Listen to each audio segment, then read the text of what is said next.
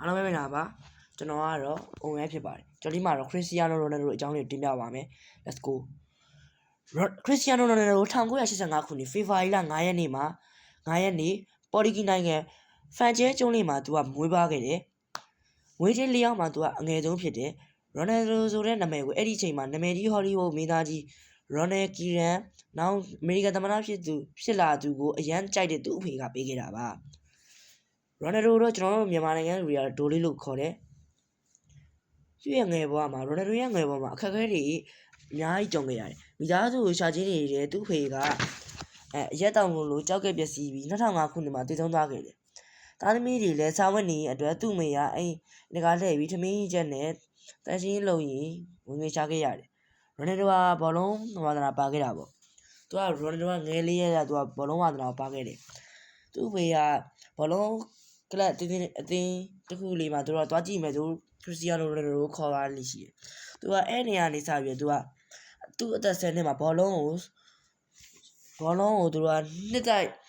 သက်ဆိုတာဘောလုံးကလာတာကိုအင်းကြီးနေရာသတိထားမှမိတယ်။တခါလေဆိုရင် Ronaldo ကဘောလုံးကစားတာကိုဘလောက်အယူမလို့ဖြစ်လဲဆိုတော့အိမ်ပြန်ချင်းတမင်းမစားပဲဘောလုံးပဲကန်နေညဆိုလဲကျောင်းကပေးလိုက်တဲ့အိမ်သားတွေကို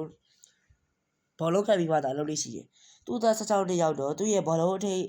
သိဆွဲတွေကိုသဘောကျပြီးပေါ်တူဂီကလပ်အသင်း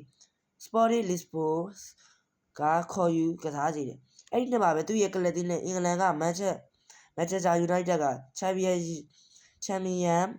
လိဂ်ပြိုင်ပွဲမှာဆုံကြတယ်။16နှစ်သားလေး Ronaldo ကတဲ့နာမည်ကြီးဗန်ယူနောက်ခံလူတွေကိုဖျက်ကျော်ပြီးလှလှပပဂိုးသွင်းနိုင်ခဲ့တယ်။နောက်တော့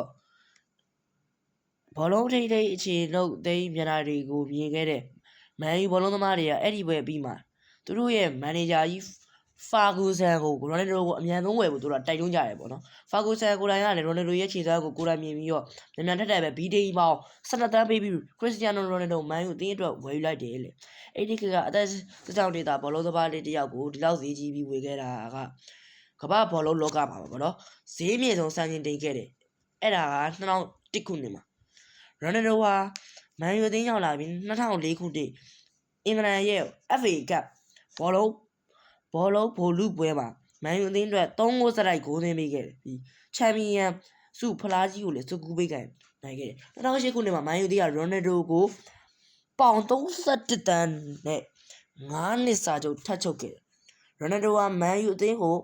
အင်္ဂလိပ်ပရီးမီးယားလိဂ်ဘောလုံးချန်ပီယံဆု3ကြိမ်ရလုပ်ပေးခဲ့တယ်2009ခုနှစ်မှာ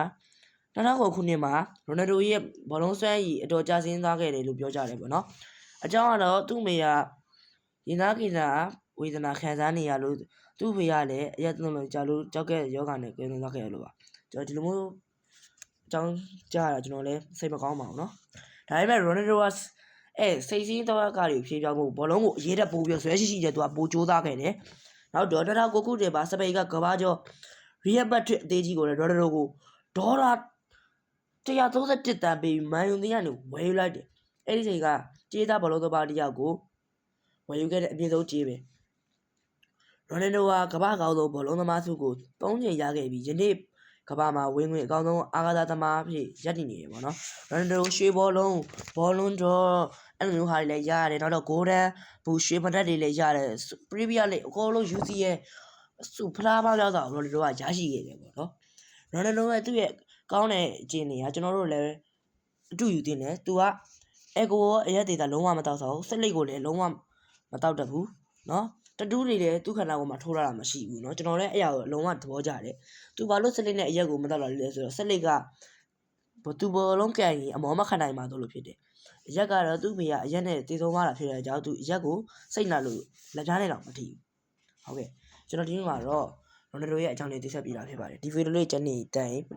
လိုက်ဆက်လေးလုပ်ပြီးတော့ကြပါအောင်အားလုံးပဲဘိုင်